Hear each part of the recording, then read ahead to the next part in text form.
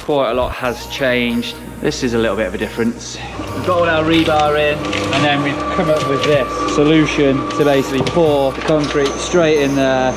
You can tell this looks like a carving from an ancient fossil or something. This is absolutely solid. It's quite a nice finish actually. So yeah, I'm just going to basically string a line from that point to that point, spray it in with some blind marker, and then get it dug out. Let's do it.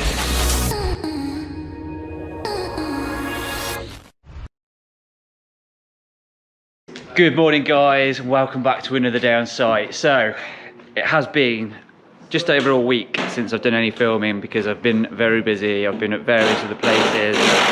Went to the installer show, which was very good. Enjoyed being there with Obi-Wan on their stand and giving some demonstrations about the products. Right, so I'm just going to give you a quick walk around the site because quite a lot has changed since we've last been here. Firstly, this is a little bit of a difference. So this is the kitchen and this was the lounge area upstairs. If you remember, there was a wall that came across here. That has obviously now been removed. There was also some beams that were coming across here that I was talking about that we were going to remove and put some steels in and hide it in the joist. Anyway, the reason that we've removed everything is because what we're going to do is put a steel in across here, and then that steel will then carry all these floor joists around here. So we can have a seamless ceiling throughout this whole area, right the way through here. We may have to keep this steel in as a slight bulkhead just to ensure that we've got enough head height in here, but hopefully we can get away with it because we have actually scraped this floor down a little bit more just to compensate for the reduced ceiling heights. In here was a chimney stack, which you can probably tell, so we've taken all that out. We're supporting the stack upstairs, and what's going to happen is we're going to rebuild this just out of block just to tie everything in nicely. And then from this steel which comes across here is going to be another steel which sits in here and then comes across and joins into that steel there. Then on top of that steel, there's going to be another steel which sits across here and basically carries this chimney stack above it. So that will keep that nice and safe. You can put this steel in the wall so it can be all plastered over afterwards and you'll never know it's there. And then this steel will obviously be hidden in the ceiling line as well. Moving through to here, we've got all these joists in out here. The staircase has now been replaced with this lovely ladder. Very trendy, bang on trend. Obviously we're going to be getting rid of that, that's not going to be staying. So yeah, all these joists have been fixed in here. They've all been buttressed up where needed to be. New ones added where they needed as well. So that is all looking very good. What we're doing out here, so basically our extension, we want to make it as wide as possible. So what we're doing here is shuttering this off because we want to build it as close to this wall as we can. But you can see, I don't know if you can see, but this wall here is not the best. So what we're going to do basically is pour this large slab of concrete here, and then that enables us to build up off this as close to this boundary wall as possible whilst maintaining plumb all the way up and not being affected by this wall. So by building this here, that enables us to do that. We can just tweak everything over to the tightest possible point and then build straight up. So we're just in the process of doing all this shuttering now. You can just see in there we've got loads of rebar in there. That's all been resined into the wall and to the floor, and then we've got everything all shored up ready. There is going to be some more props across this just to hold everything in, and then once that's poured we can then build this up. So the floor in the basement, building control have said we don't need to add any additional stone in here because it's a basement floor. It's been under compression for so long. This ground in here is absolutely rock solid, so they're more than happy for us just to go straight on top of this with our 100mm slab. As soon as we get past this point here, we do have to come down 150mm to put in some hardcore. So we've basically got to excavate anything from this point out to this point where the footing is on this side and over that side. There is a footing that already runs through here because of the wall which is going to run straight up there. This footing was put in to enable us to obviously build the cavity wall right the way up. However, there's more steel going in. So what we're doing, because if we were going to put a 350mm cavity in here, it would have come out past this steel either side. It would have basically intruded into the kitchen and into the bedroom, which will be here. So what we're going to do now is basically put 2 additional steels in, which are going to come from this point here and then run straight over and sit on this wall here, which is going to obviously come up and be the front of the extension. So 2 steels will run straight across here, and then those steels then will carry the brickwork that goes all the way up to the top. And what that enables us to do is basically just put some stud in the middle and make this wall here seamless all the way down, and this wall here seamless all the way down without having that nasty step sticking out. It is a bit more work, and we have basically put that in for no reason, but once everything's built you can see a bit better how it's all going to work, and it made more sense just to do it this way for the sake of just losing a bit of concrete and having this extra space in the rooms, it's definitely worth it. And we've also got to look today at starting to get the drainage in. So we've got a lot of drainage things going on down here, and we are very limited because of our heights getting the falls out to our point out there where we join onto the main sewer run. What we're doing at the front, that area outside that bay is one light well, and then there's one over the other side of the house, if you remember. In this side, we're going to be coming through here with the pipe, dropping straight down in that corner, and then coming across here to carry the kitchen sink and the washing machine, which is going to be there. It will then run down to this point approximately here, which is going to then join on with the utility room where the washing machine will be, and also a soil stack which is going to come down from up the toilet upstairs, the bathroom upstairs, straight down this corner, straight down the side of this blockwork, and come into that. Then everything from this side will then run straight out through here, through the footing and into an inspection chamber out here, and then that will then go straight into the main sewer run. On the other side of the property, hopefully you're going to be able to see in here. It gets a bit dark, I hope you're not scared. No, you're not going to be able to see this. Anyway, if you can, there's going to be the runoff from the roof and from this light well. They're going to come into here and then come through the wall at high level. I'll show you more details when we do that. And they're going to come into here, which is going to be the downstairs bathroom. So that will then drop into here. We're going to have a shower in this corner. We're also going to have a freestanding bath here. Then there'll be a toilet there, and then on this wall, because there's going to be a wall running across here to approximately this point, like that. Hopefully, yeah. So there's going to be a basin basically there where my radio is. Makita radio. Then all these will join together and then run straight out here through this channel into another inspection chamber there, and then that will also go across and join into the sewer run. There's lots going on. Let's get on with some work and show you some action. Right, and guys, so we've finished our shuttering for the concrete that I showed you earlier. This is it here, looking very good. We've got all our rebar in. We've also primed all the surfaces as well, and we've put this plastic sheeting up against the side of the shuttering to stop anything basically bonding to this. And then we've come up with this solution to basically pour the concrete straight in there, so we can mix up here. We've got the ballast inside here, cement up there, and then the mixer straight up on top, so it can literally be mixed up there and then poured straight into the hole, just to make life very easy. Otherwise we'd have been mixing up there, then putting it in barrows, bringing it down, throwing it in. So this is a nice little solution. Pete's nice little solution, of course. Let's get the action shot. Look at this, we're ready.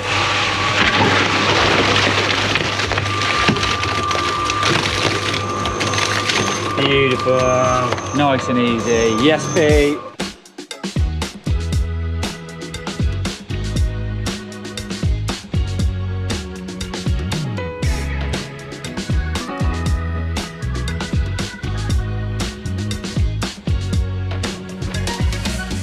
The beast is now poured. Pete has been slaving away for like 2 hours. It wasn't even 2 hours, was it, Pete? I think he smashed it in about an hour and a half. Yeah, it was like a ton and a half in there. Yeah, about that. About that, yeah. About a ton and a half of concrete has gone into that. Everything's held out really well. We've had a little bit of leakage at the bottom, which we knew we would, because there's a little bit of a discrepancy where all the different footings were poured, but it's fine, nothing else is coming out through there. This all seems to be holding out pretty well, so what we're going to do now is just tidy everything up, leave it until the morning, and then tomorrow then hopefully we'll be able to just strike all this shuttering away. It's going to be a bit easy to do that when it's green, so we'll get all that out of the way, and it will help everything dry a bit quicker as well if the air can get to it properly. So that is a very good job done. Right then, next up, what we're going to start doing is getting the drainage ready to get all our runs from bathroom, utility room, and from the kitchen in here and everything upstairs. Like I all mentioned before, we need to get our runs out to some inspection chambers out here, and also get all this dug out as well. So this is going to be our next little project that we're going to be working on. So what we're going to do is basically get the digger in as far as we can, scrape out our channels.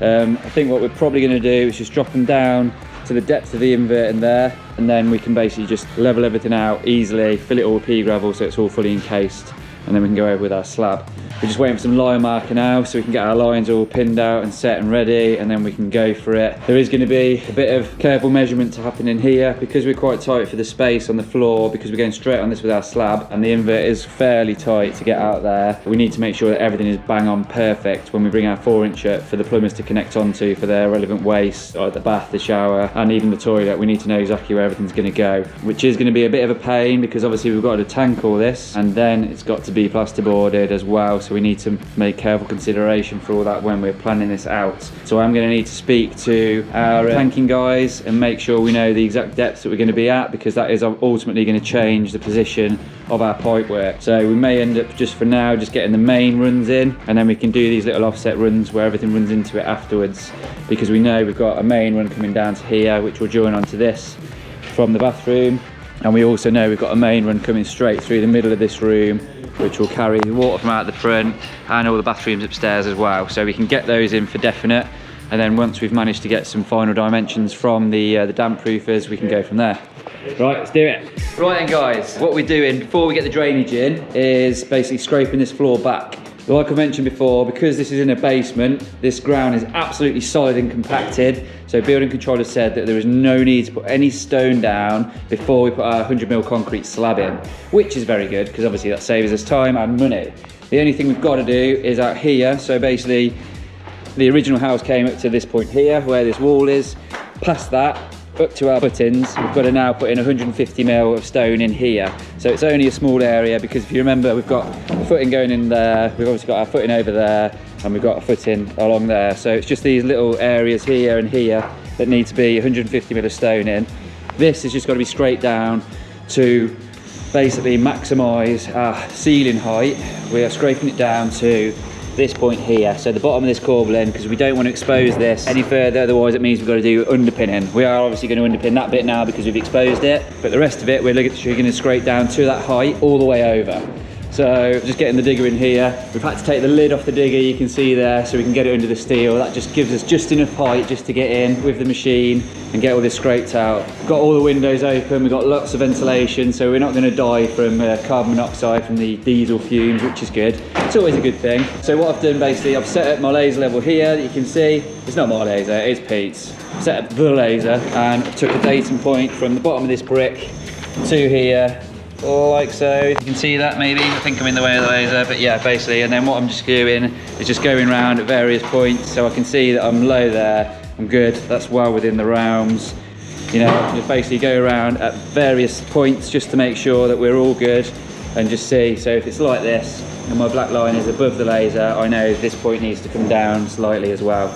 So I'd rather be a little bit lower than a little bit higher, which means we've got enough concrete. If we're a bit higher, we're obviously not going to get our 100mm. So yeah, that is it. I'm just going to start back on the machine, get all this scraped out, and then we're good to go. So you can now see we've scraped all this back nicely. This bit here, you can tell this looks like a carving from an ancient fossil or something. This is absolutely solid. It's quite a nice finish actually. I quite like this in my kitchen on the floor. It's literally like polished clay. This has been an absolute nightmare to scrape back. But we're down to where we need to be now to get our levels right for our concrete pour for our 100mm slab. So next up, what I want to do is get my main run in from this point here straight the way down to out there. I don't know if you can see, there's a bit of stick sticking up there, just there, so that's my governing point from where I've chopped through the footings there. So we're just basically going to run a string line from this point here, just here, which is in the centre of this window, which is where our kitchen sink and our dishwasher is going to be. And then I'm just going to run straight the way down here and straight out there, just with a little bucket. I'm going to drop it down to the depth of the invert at the bottom there, where we're going to actually join onto the main sewer run. And what that enables us to do then is just to get everything at the right level we need it to be at, rather than trying to dig down at a slope. I'm just going to drop this right down to where we need to be from the offset, and then we can basically get it all suspended at the points we need to get it suspended at, get our P-grovel in and make sure we've got our fall all the way across here. So yeah, I'm just going to basically string a line from that point to that point, spray it in with some glide marker, and then get it dug out. Let's do it.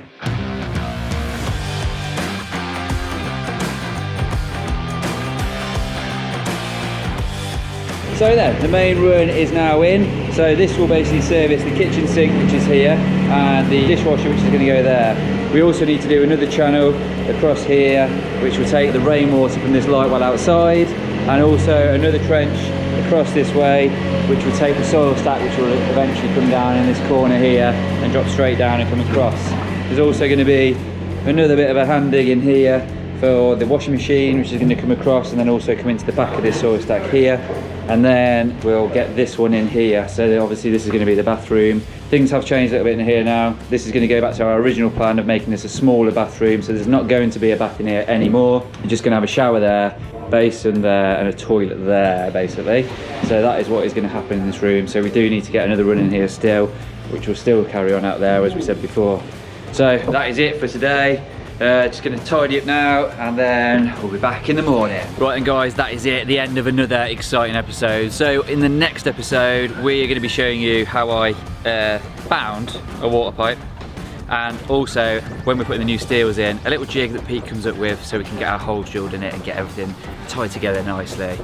Hope you've enjoyed this. If you have, please give us a big thumbs up. And we've also noticed from the analytics that a lot of people that are watching this aren't yet subscribed. So if you're watching it and you enjoy it, why not subscribe? Hit the subscribe button, help us get to 100,000, please. And also one last thing, True Trade. Where is it? There it is, True Trade. If you're in the trade, head over to truetrade.co.uk and see what we can offer you on this amazing platform. I use it every day personally running this site, and it saves me a hell of a lot of time, so it can definitely do wonders for you too. Take care, guys. See you on the next one.